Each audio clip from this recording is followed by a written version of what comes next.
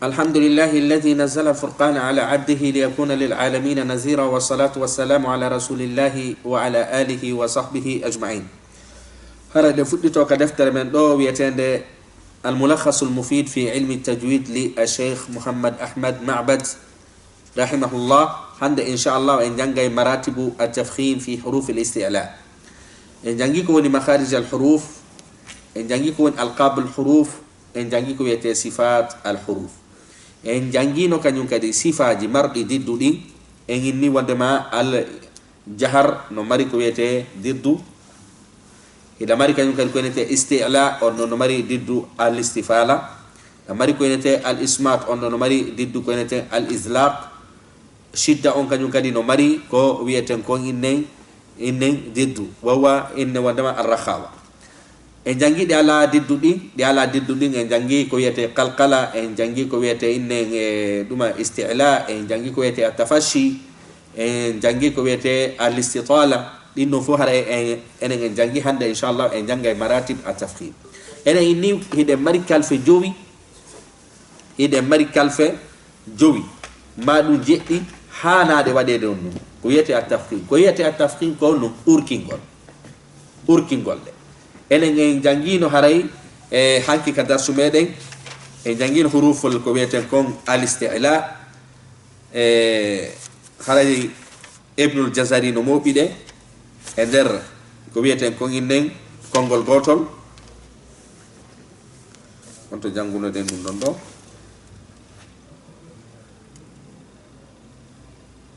Ala kulli hal innen duma wandema cerno jon anditi den do ko woni innen wandema al-isti'al inne wandema isti'la haray ko de hana wadede ko wiete at-tafkhim. cerno jon non jantande do joni kalfede qala rahimahullah hande ko jangete do hurufu inne maratibu at-tafkhim, maratibu at-tafkhim.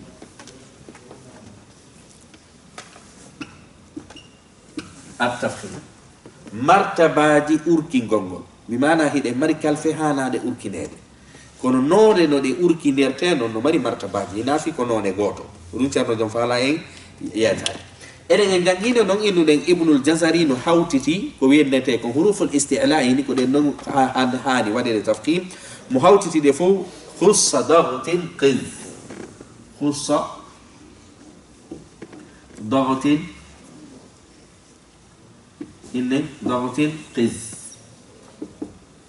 لك الفلو قو دي تاتي ناي جو بيجاكو جيكي كوديدو إنه تيونو ديدو إنه في حروف الاستعلاء إنه كونو دينا استعلاء بمعنى دنغانغال يحيك غاقو دي دودوري في جانغو حالفرن إنه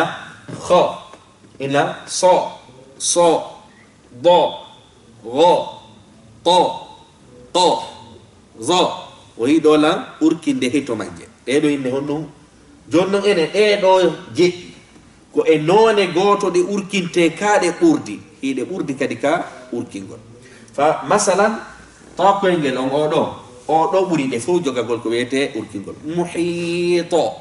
muhito. Fa masalan simini ɗo muhitun simi stewni mi darato e makko ko be mi howa mo saabu ini sarti kadi yo ɗeɗo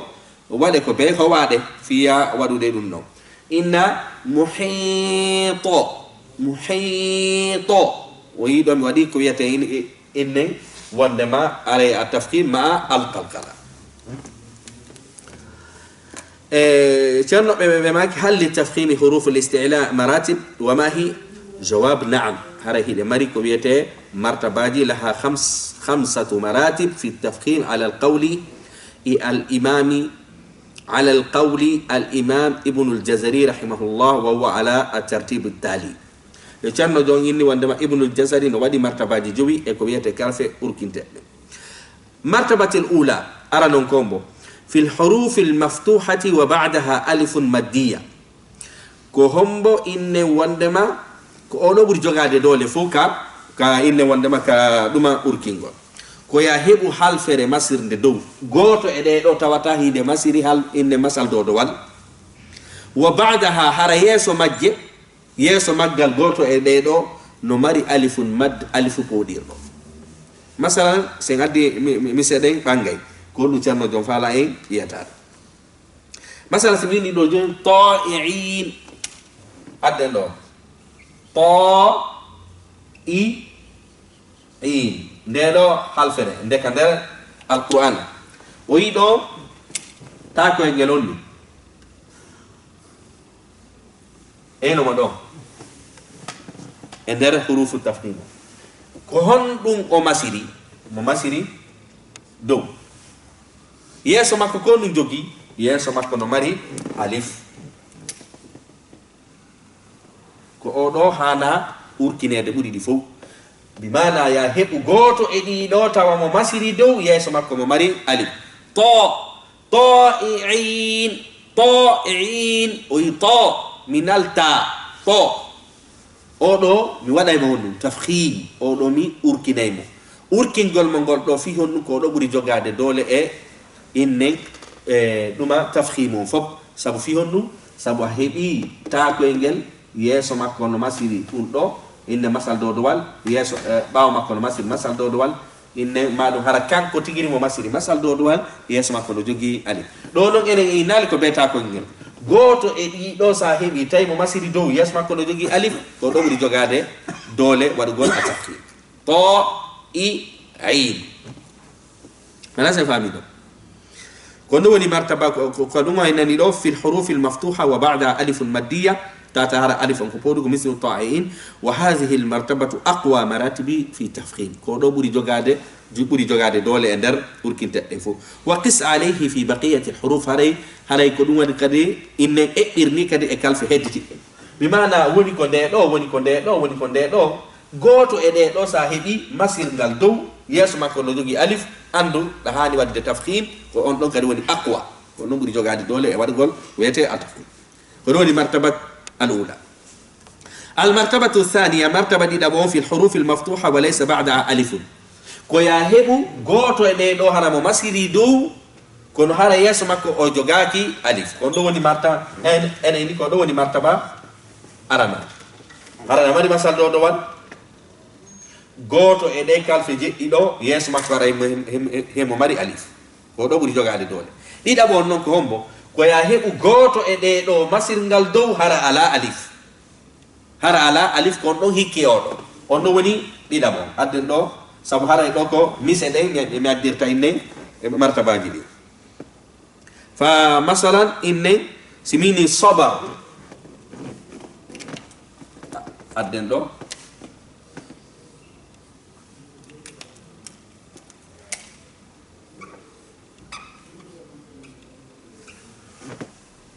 ويدو صاريدو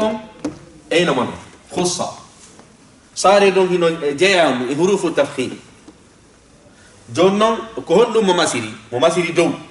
يسو مكو كون على الف كو دو ودي مرتبه ان صبر صبر كون او دو تيدي tawa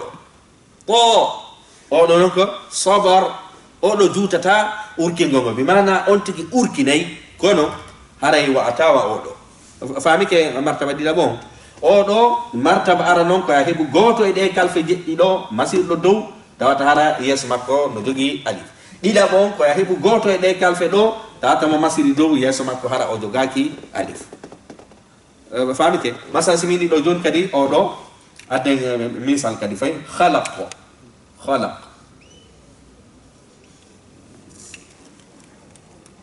o yimo ɗo oɗo ha enama ɗo ko dow kadi o masiri yeeso makko ala alif ɗo yeeso makko ko laamu jogi khalaqa ina khalaqo kho mi jangata khalaqo o faami ke ga oɗo kañum kadi on ɗum mi urkinaymo oɗo noon no serti on ɗum فمثلا سميني خالدين فيها أودو مثال ما كوينو يا سمينو دو خالدين ويدو ميبي هاتونغو مماسيري دو يسو ما كوي لاماري ألف كودو ودي جوغاري دولة خالدين فيها كانو لو كونو ɗo mi heɓimo kono yeeso makko alif ala ko ɗo hikki ɗon ko ɗo woni martabatu thania fami ka ɗo inne almartabatu thalitha haray noon o e ceerno jon inni o wa hada adna fi tafhim o ɗo haray ɓuuri jasude wa qis ala hada fi baqiyati l ahruf haray eɓɓirni kadi e kalfe hedditiɗɗe martabatu thalitha martaba tata ɓon fi lhurufi lmadmuma koya heɓumo hara ko tural mo jogui iɗen yahande on no martaba tata ɓon ɗo ene inni ko masal dowdowal mo jogui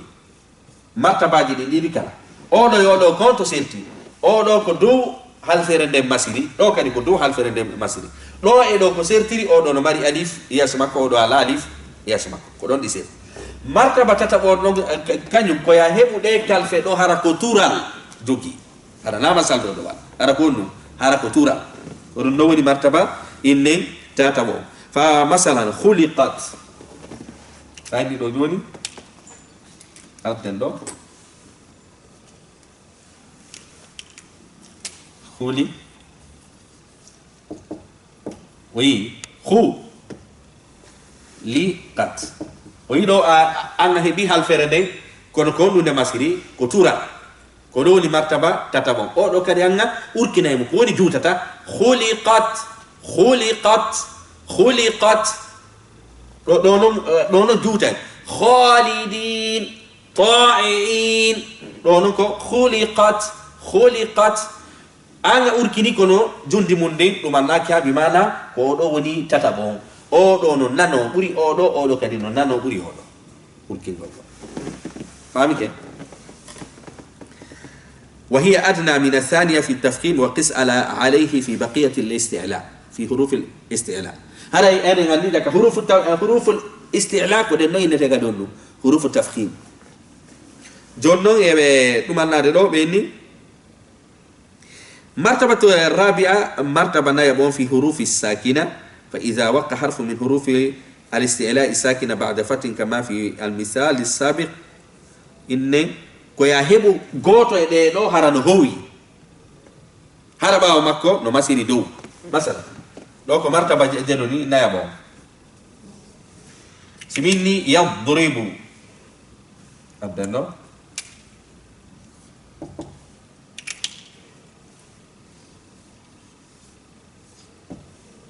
oui no sare do ko gantude ko dow o ɓawo makko no masiri ni kono kanko tigiri ko honɗum omo masiri ko kowal o ɗo kañum kadi hikki oɗo oɗo minanu yadribu yad o yi hila jonnudemo urkango kono hara laaƴira waɗiɗa yadribu masala oɗo jaka mi andi on ɗum jaka mi andi arano on koya heɓu hara ko dow ɗe kalfe ɗo masiri goto e ɗe ɗo hara no mari alif ɗiɗa ɓon koya heɓu hara ko masal dowdowal hara wala alif tata ɓon hara ya heɓu ɗe kalfe ɗo heɓa tural naya ɓon koya heɓu halfere nden hara hinde mari ko wiyete kowal ɓawo makko no masiri dow koya heɓu kowal ɓawo makko hara no masiri masal dowdowal oɗo kañum kadi waɗamo tafhim ko woni o tiɗirta waɗiya yadribu fami ke ko ɗum waneni fi hurufi sakina haɗa kon woni sakina bimana ɗuma joguiɗe ko weɗen hurufu sakina فإذا وقع حرف الاستعلاء الساكن بعد فتح كما في مثال السابق يعطى تفخيم المفتوح هذا حد كده كويا ودو التفخيم فإذا وقع بعد ضم يؤتى تفخيم الضم جون دو بمعنى حد كده دو أجون كوية تون أوركينغول فتحة يضرب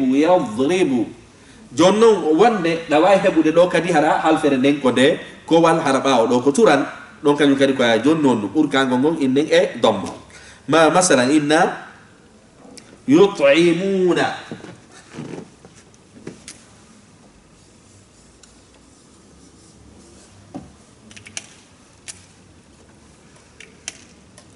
oui ɗo ko tural masiri eno ɗo ta koye ngel hande kadi koya honno koya duma urkin do jonnangal tural do urkingol ngol yut'imuna yut'imuna o yido nane hari ko dowma masiri si halfere nden hari do non jon ko tural masiri si halfere nden hari do a jonni ko wieten kon tafkhim on fatha on do a jonni tafkhim on damma on nana sira fam inna yut'imuna ala hubbihi miskinan wa yatiman wa asira وإذا وقع بعد كسر يعطى تفخيما أدنى من قبله ستينو وني أهدي كويتين كو إن حركو كسر بمعنى حركو مثل الليل والأتي لكال فدو حركو يا جون مونو كو يا أركين سيدا برد جاسو دي إدي دي جانتو دي مثلا أبدأ إطعام من دو حرف رنن دو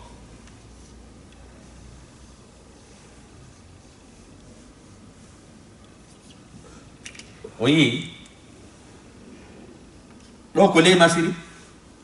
hal fere le siali en do ta ko ngeno ko do wonde jango fi do en adi misal gitati di fo hidi howi bawo do ko masal le wal bawo do ko masal do bawo do ko tural o do buri jasude urki ngomo it'amun minata do do mi urkinta ha fe ini sabfionu fiyo mi jonnu sawto ko wiyete kasra on ko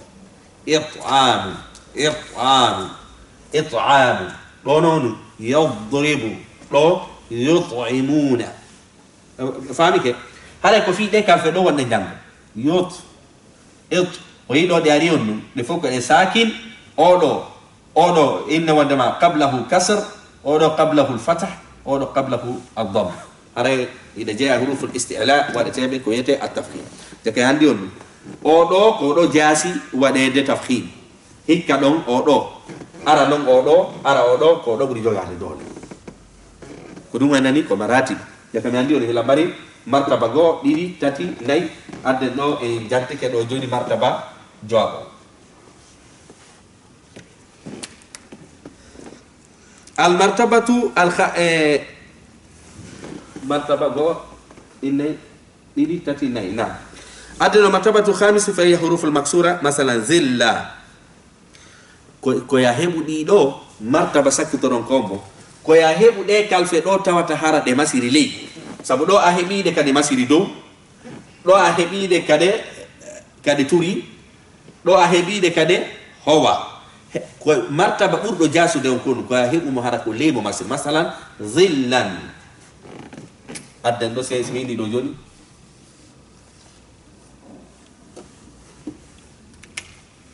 oyi mo do tago ngal tokkunon ko do wonde jango fi mudum zillan zalila ko do buri jasude fu do ena kanu zi ko do sabu kanko ko ley do mo masiri ko do buri jasude di fu zillan oyi sowto urkingol no to kono duudani few fami ken jakami andi odo no urkine buri odo no urkine buri odo no urkine buri odo no urkine kanyum kadi buri odo do en inni ko fatha o masiri yes makko hino mari alif do ko fatha mo masiri yes makko ala alif do ko damma mo masiri do ko sukun mo masiri maftuha ma qablaha sukun mo masiri madmuma ma qablaha sukun mo masiri maksura ma qablaha do non ko kanko tigiri ko maksura nana se fa kono dayman de nyaawoje do ko e kalfe onde ko e de kalfe jeddi do pet hertori de kalfe do khussa daghatin qiz كل وجه جوني في الحروف المكسورة ظلا وقس على هذا في بقية الأحرف ملحوظة وإن نهري هي مماركو أن تنتهي أقوى حروف الاستيلاء السبع كبوري جوكا دولة إدين أو فوق في كأوركينغول جانجة تنفو إنين تاتارا كو دين غانغال ميموتا غاكودي دو جيري دين أو فوق كبوري جوكا دي كو همبو دولة وين ودما اقوى حروف الاستيلاء السبع حركه بري جوغاده دوله e de kalfe jeddi do fo jangirtede kala ko de inde wondema ka gabbude dow doje wa huruf al itbaq al arba'a e kalfe tawata sa jangayde be dengal ngal inde wondema walo ka dakkudi do ka gabbude dow doje ko noy ene jangino huruf al itbaq wa jonno cerno jonno lintude de as-sad ad-dad at-ta az-za ko di do buri jogade a dole io wenne mon ko do الصاد الضاد يومو إنه وندما الطاء الظاء قد إيدو قد إيدي تاتيني قد إيدو بودي جوغا دي دولة هوري هيدي تيتني ما لازم فعل رو مسيان دو دكت قد إيدو ناي بودي جوغا دي دولة هوري هيدي تيتني إيدو كدي ناي كوهمبو بودي كدي جوغا دي دولة كتاكو يجانا bimana ta ko engel on odo mo jogi dole buri de fop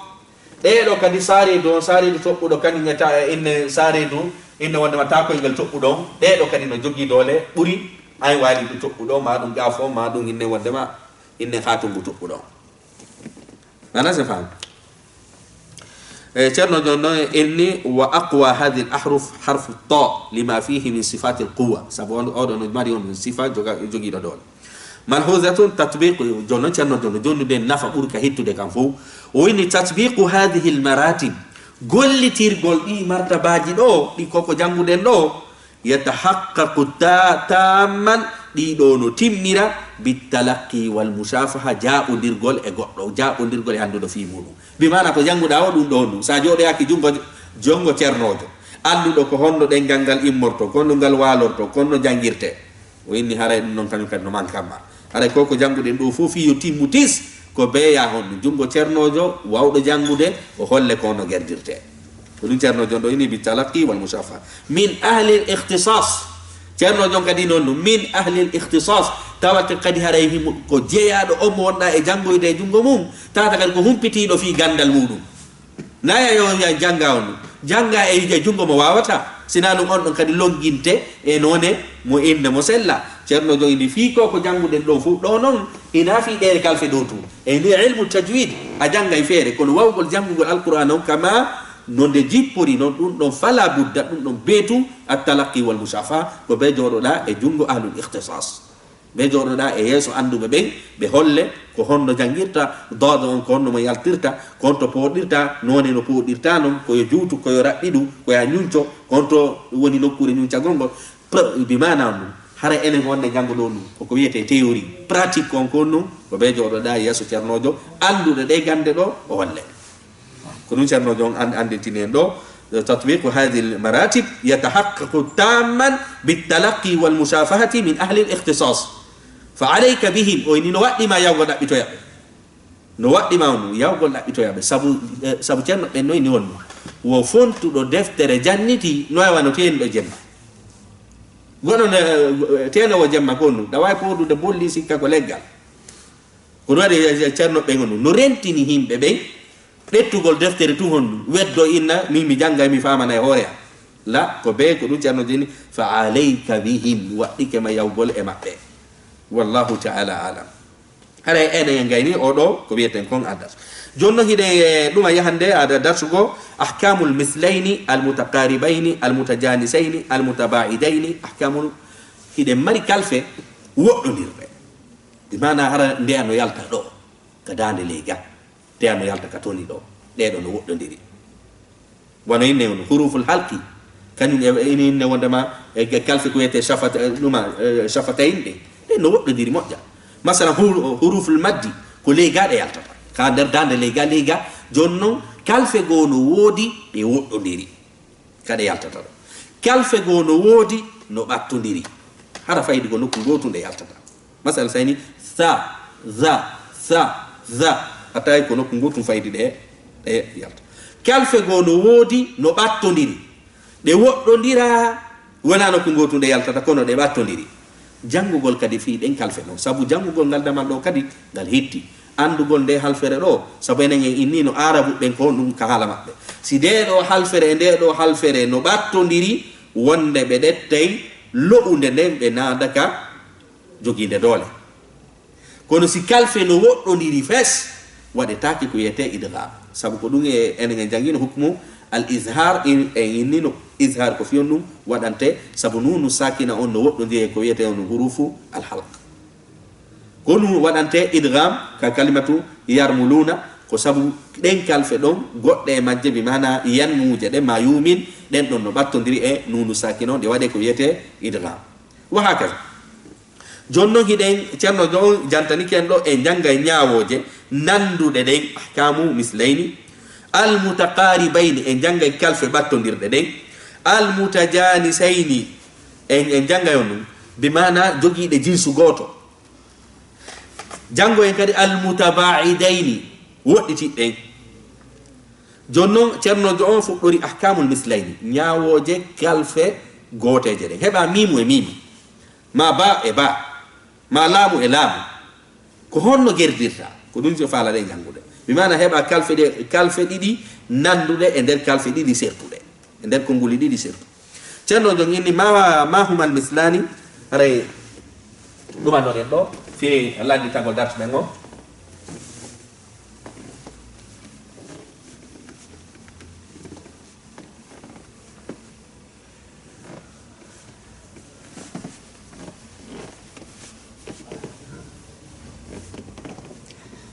haray ko ɗuma waɗɗa janngude ɗo ko ahkam almislain ahkamul mislain ñaawoje fi inne wondema kalfe goote ɗiɗi ceerno jon noon indi ko ndu woni ɗum humal harfani ɗum ko kalfe ɗiɗi allazani ɗen kalfe ittahada ɗe fotti mahrajan wa sifatan tata ka ɗe yaltata ɗon ko gootum nokku gootum ɗe yaltata ko sifa gooto ɗe jogi imma shidda wa imma rakhawa wa imma istihla wa imma istifala wa imma ismat wa imma islab tata ɗe fof ko ɗe goote kal ba ayni wano baaji ɗiɗi wal mimayni wano mimuji ɗiɗi wal ha ayni wano haaji ɗiɗi fotta ko noynete on ɗum mislayni lilmislayni salasatu aqsamin haray ɗiye ɗeɗo noon no mari geɓe tati sahirun koko fandi kabirun e ko jandi mutlaqun e ko tawatara koko accita ndaren ɗo o yetoto en kon woni sahir kon woni kabir kon woni mutlaq ceerno jon sendani en ɗo geɓe tati ina mari ɗo sahir ina mari ɗo kabir ina mari ɗo mutlaq en jange kon woni ahkamul mislayni tatara ko sahir ahkamul mislayni tatara ko kabir ahkamul mislayni tatara ko mutlaq ceerno jon inni kamɓe ɓe maki almislani sahir jonno ɓe yettade ko woni sahir ɗum huwa an yakuna alharfu l awwal koyo taw halfere aranere nden min huma e kalfe ɗiɗi ɗen sakinan ko jogiinde ko wal wa thani ɗimmere nden mutaharrikan ko masude woni ko masal dow dowal woni ko masal lelewal woni ko tural misalu zalika misal muɗum walakum ma kasabtum ndaren ɗo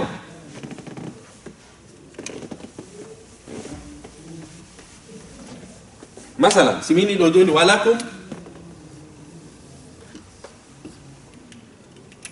ma kasabtum ma kasabtum o yi hiɗen janngude ko woni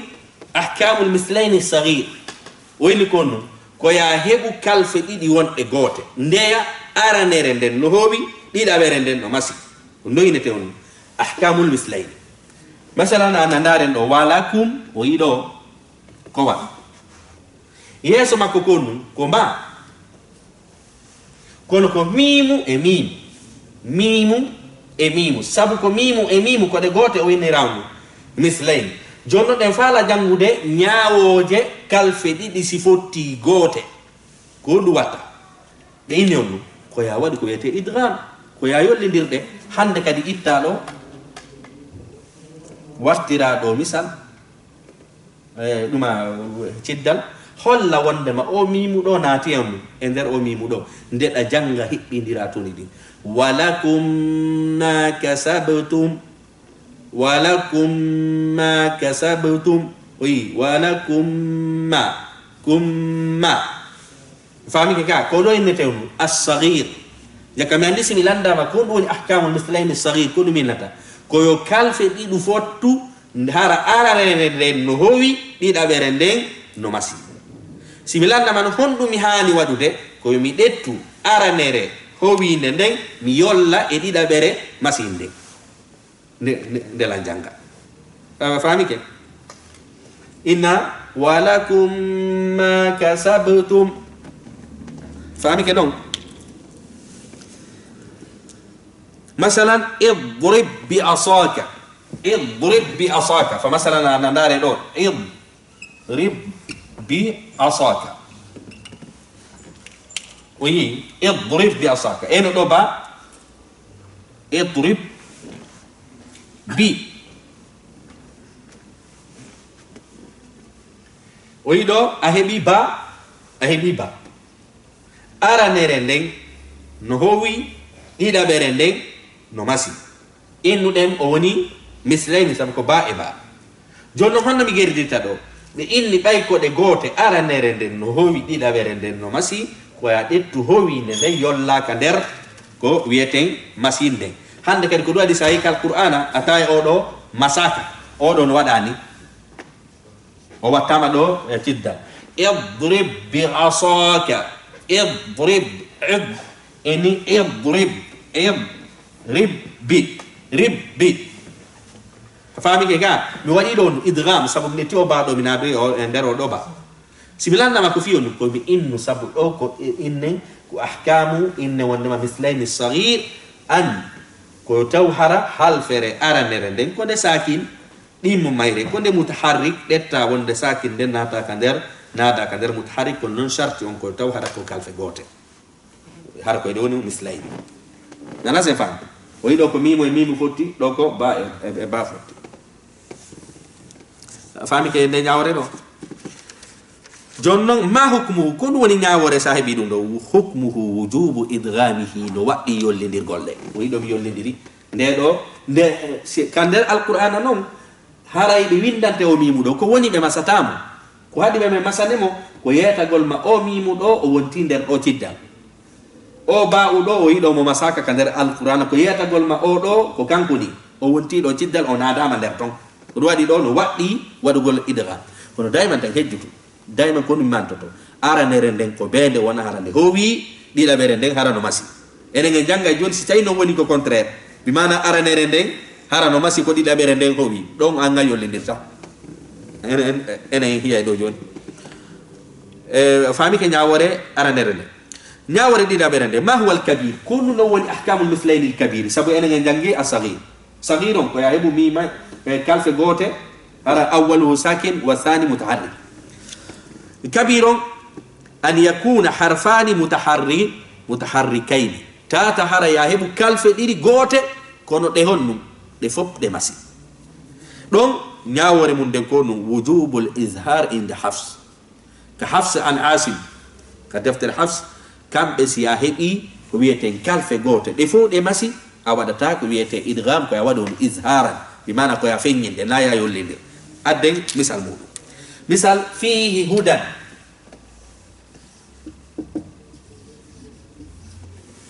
ويدو دوكو ها مودوني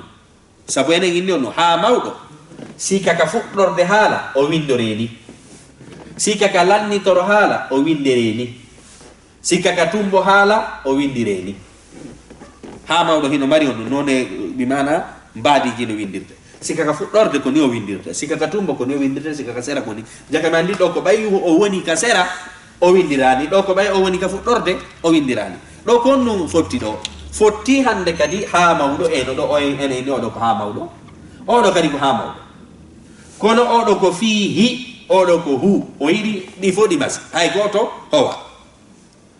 do ka riwayatu hafs an asim ka riwayatu hafs an asim do a jangay ko laabi pos hal perve fere a yollindirta illam fihi huda ni natanu sellata do yobi waduni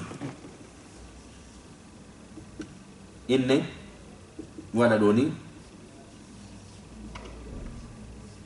mi detta o ha mawdo lo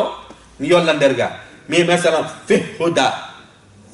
huda sellata do fi hon sabu fi yo sellu dum do ko betata aranere nden ara non ara no howi o do non kanyum no masi o do yo lendirtaake o do ga jangu ka be fer fihi huda fami ke misal di daban enne cerno jon yeti ken ko woni innen kabir sabu enen ko man toto den kaka di seedi don o do ko yo taw hara aranere nden no howi dida bere nden no masa kono ko taw hara ko kalfe gote o do non ko taw hara didi kala kalfe den ko de gote sabu kalfe den ko de gote kono de fu de masi hay wotere o wa o do wujubu al idgham o do wujub al izhar inda hafs inda wandama hafs an asl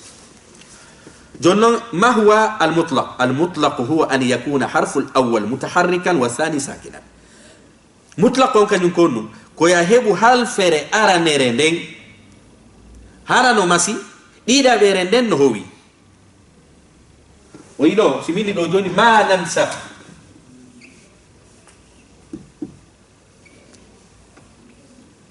وي شاهد كنت وي كدو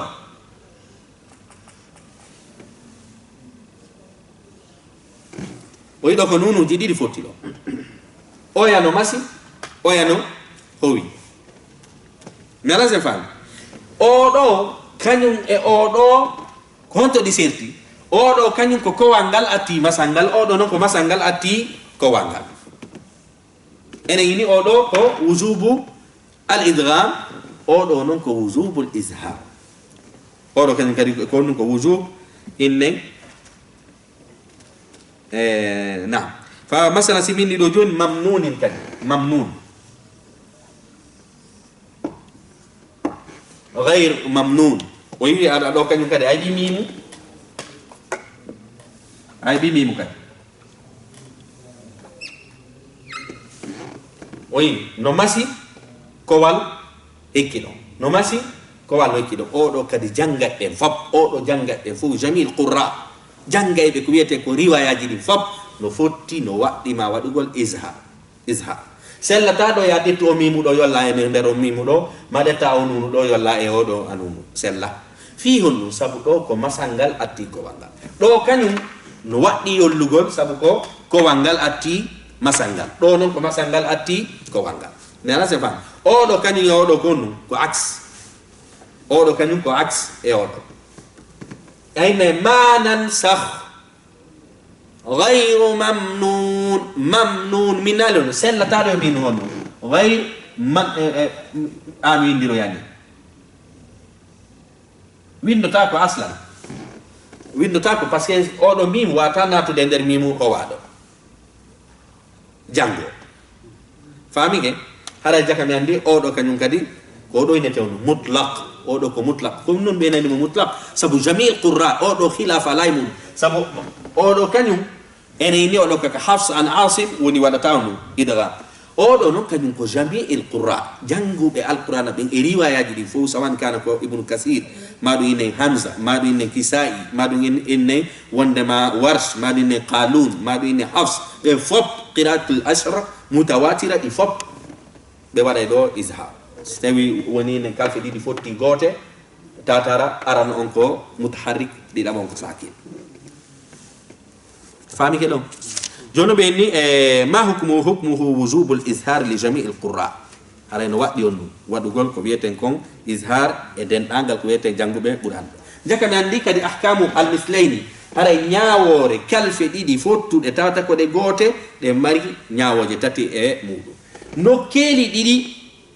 nokkeli didi no waddi wadugol ko wi'eten ko inne on izharan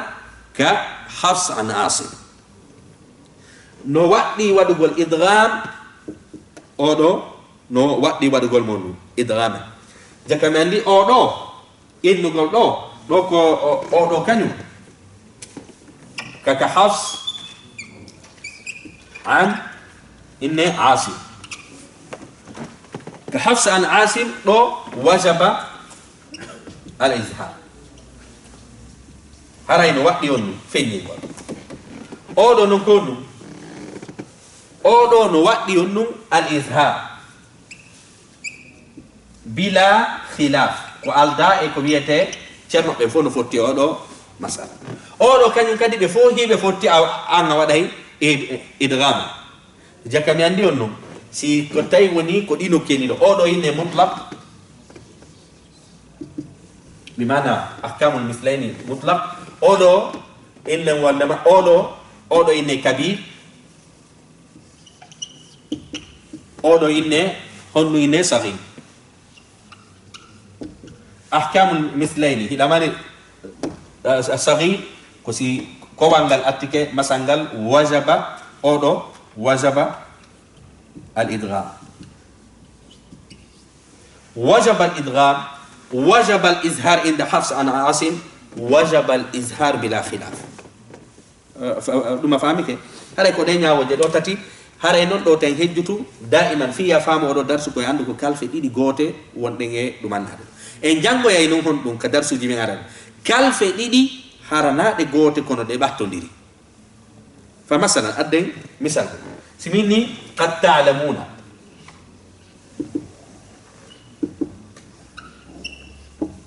simin ni o yiɗo min ni ma abadtum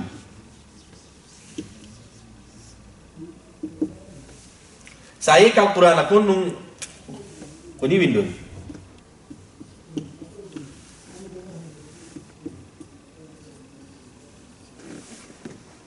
ɗo daali on wattama ta toɓɓe daali on nadama ka nder on ta toɓɓe e hoore le wona kalfe goote oya ko daali oya ko ta toɓɓe kono ɗe fuu ɗe ɓattodiri ka ɗe yaltata ɗo na ɗe goote kono iɗe ɓattodiri ɗo daali on kadi wattama on ɗum inne wondema ta toɓɓe ɗo hinaɗe goote enen noon ko jannguɗen ɗo ko num ko kalfe wonɗe goote tigiri jannguɗen ɗo en janngo e noon kalfe ɗe wona goote kono ɗe ɓattodiri ɗe wona goote kono ko none gooto ɗe jogii bimana ko e sifa gooto ɗe woni en janngo e noon kalfe kadi inne wondema woɗɗodirɗe ko ɗum woni ñawore mum ɗum haɗa ko ɗum ɗo woni darsu men inchallah hande ɗen hata ka darsu men ɗo inchallah hande wassalamu aleykum wa rahmatullahi wa barakatuh